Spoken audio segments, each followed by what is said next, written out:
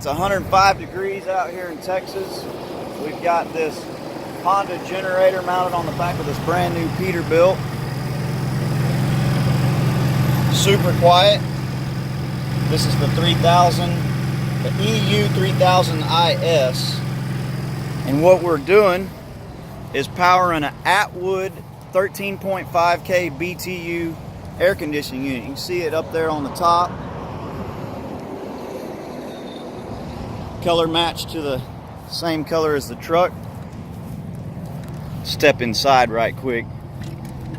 This cab is ice cold, and the generator is actually running on the eco mode, so extremely low fuel consumption as well as being quiet. If you need a cold AC install on your 18-wheeler, just give us a shout at Texas Customs in Bryan, Texas.